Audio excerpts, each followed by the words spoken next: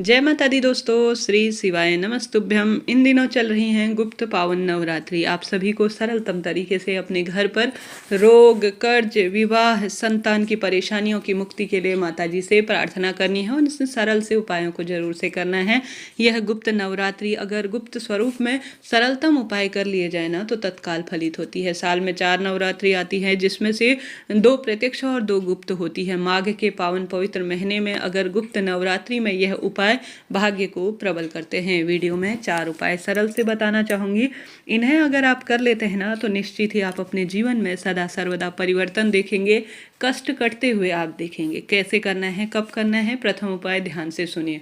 जहाँ पर भी आपके बच्चे, आपके पति सोते हैं ना, आज जब नवरात्रि का विशेष दिन है तब आप सभी को 1 लोटा जल उनके सोने की तकिया के नीचे रख देना है। जैसे कोई खाट होती है तो उसके नीचे 1 जल का लोटा रख देना है आप सभी को। चाहे तो तकिया नहीं है, जैसे खाट नहीं है, या बेड, दीवान वगैरह होते हैं जो दीवार से टच होते हैं, ज़मीन से टच होते हैं, तो तकिया के पास कोई भी कुर्सी में रख सकते हैं, कोई टेबल है वहाँ पर रख सकते हैं।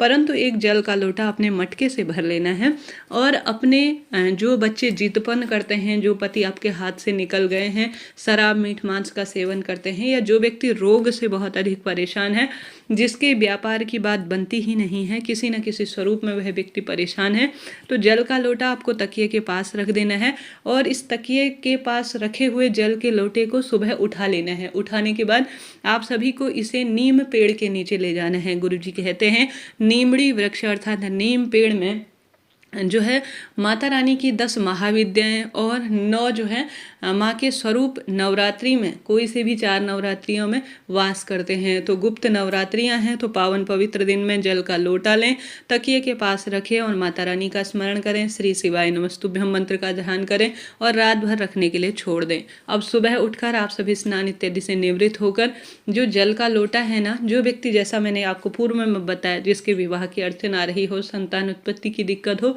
उसके ऊपर से जल के लोटे को 21 बार उतार लेना है। अर्थात नजर उतारते हैं जैसे, उस तरह से एंटी क्लॉक उतार लेना है। फिर इसे लेकर नीम पेड़ के नीचे एक दीपक लगाना है और नीम पेड़ के नीचे इसे समर्पित कर देना है।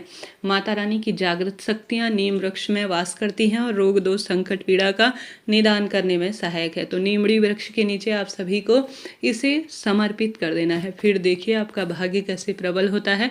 लंबे समय से अटके हुए जो कार्य हैं, कहीं से पेपर दिया है और जो है पेपर में नंबर नहीं आ रहा है, ट्रांसफर नहीं हो रहा है, या किसी ने बुद्धि बांध दी है, किसी ने संकट कर दिया है, या भाग्य की रेखाएं जो प्रबल नहीं है, नवग्रहों की दशा सही नहीं है, कष्ट बढ़ रहे हैं, दुख तकलीफ निरंतर बढ़ रही है, पीड़ा है, कहीं ना कहीं परिवार में वास्तु दोष है जिस कारण से वह व्यक्ति दुख पाता है, दुर्घटना उसके होती है, या कोई भी परेशानी होती है, तो विश्वास से सरल सा उपाय करके देखिएगा। भाग्य प्रबल और समय बदलते देर नहीं लगेगी।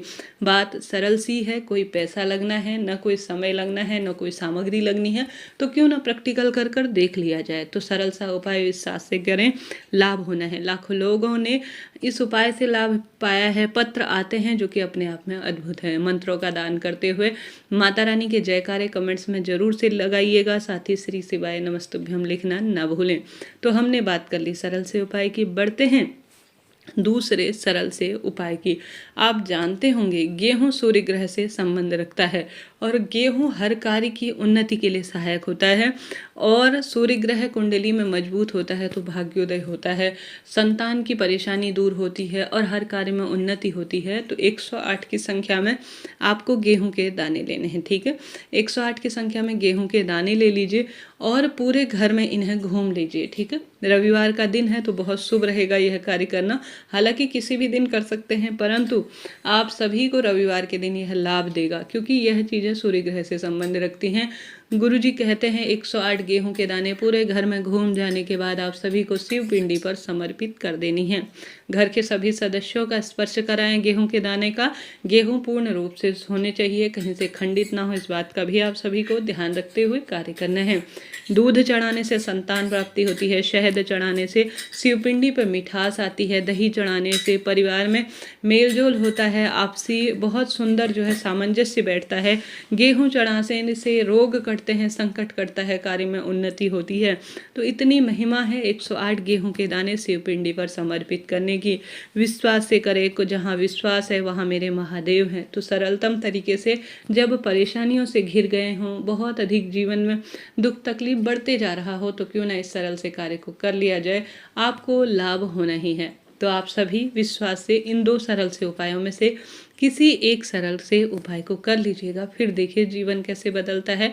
यह बात हो गई 2 सरल से उपाय की। बढ़ते हैं तीसरे सरल से उपाय की तरफ। तीसरा सरल उपाय है मक्खन, जो कि अपने आप में परिवार को जोड़ता है, समृद्धि देने में सहायक होता है। इसे नवरात्रि के गुप्त नवरात्रि के प्रथम दिन से आखिरी दिन तक कभी भी कर सकते हैं। अनंत फलों की प्राप्ति में सहायता के लिए आप सभी बाजार से कोशिश करें, किसी भी स्वरूप में आपको मक्खन प्राप्त हो जाए, आप ले आएँ, चाहे गौ माता का हो या किसी भी स्वरूप में आप मक्खन लेकर आ जाएं। मक्खन को एक कटोरी में रख लें। अब इसके बाद आप झाड़, जो झंडा होता है ना, झंडा होता है, उसे आप सभी ले आएँ, जिसमें जय माता दी लिखा हुआ होता है। वह झंडा लेकर आएँ और झंडे को जो है किसी भी डंडे इत्यादि में पूर्ण रूप से रोपित कर दें। अब इस झंडे में आप सभी को माता रानी के किसी भी मंदिर में जाकर पूर्ण रूप से मक्खन का लेपन करना है, ठीक है। मक्खन का लेपन आप सभी विशेष रूप से उस व्यक्ति का नाम गोत्र बोलकर करें जो व्यक्ति परेशान है शारीरिक पीड़ा से, जिसके संतान की, खास तौर पर बच्चे जो जिदपन करते हैं, क्रोधी हैं, संकट से परेशान हैं या जीवन में उनके परेशानी चलती रहती है, तो आप सभी उनका नाम गोत्र बोलें और एक ध्वजा जिसे कहा जाता है, झंडा जिसे कहा जाता है, उसमें मक्खन का लेपन कर कर माता रानी के मंदिर में चढ़ा देने से उस व्यक्ति को जहाँ जाता है वहाँ उन्नति मिल जाती है, उसके संकट कट जाते हैं, उसकी पीड़ा का नाश होता है, सदा सर्वदा उसके खुशियों के भंडार भर जाते हैं। तो आज मक्खन और ध्वजा अर्थात झंडे का यह उपाय करके देखिएगा। माता रानी का मंदिर आसपास होगा ही, तो उस मंदिर में कहीं भी आसपास जो है इस झंडे को अपना नाम गोत्र जो व्यक्ति परेशान है उसका बोलकर लगाकर आ जाइएगा। फिर देखिए कैसे कष्ट करते हैं, संकट पीड़ा का नाश होता है। तो यह बात हो गई आप सभी को बड़े सरलतम तरीके से। रविवार का दिन है, पंच देवी देवताओं का स्मरण करते हुए, जिसमें पंच देवी देवताओं में प्रथम माता गौरी हैं, दूसरे श्री गणेश जी महाराज, तीसरे सूर्य नारायण भगवान, चौथे जो है श्री हरि विष्णु, 5वें महादेव हैं। उनका स्मरण करते हुए, ध्यान करते हुए 5 दीपक शिव मंदिर में अगर आप लगा आते हैं, जिसमें एक लंबी बाती का माता रानी के नाम का दीपक लगता है, 4 दीपक जो है गोल बाती के लगेंगे। तो इसे शिव मंदिर में शिव पंचायत का स्मरण करते हुए आप सभी को प्रज्वलित कर कर आ जाना है। यह शिव पंचायत शिव मंदिर में ही आप प्राप्त करेंगे जब आप उनका आवाहन करेंगे। तो कर कर देखिएगा, लाभ आपको होना ही है। महादेव हैं, वह खुशियों के भंडार भरने वाले हैं, कष्ट मिटाने वाले हैं, दरिद्रता का नाश करने वाले हैं। और माँ गौरा उनकी अर्धांगिनी है, माँ दुर्गा उनकी अर्धांगिनी है, माँ काली उनकी अर्धांगिनी है। तो इन पावन पवित्र दिनों को छोड़िएगा नहीं, अपने भाग्य चमकाने में अपना समय व्यतीत करें।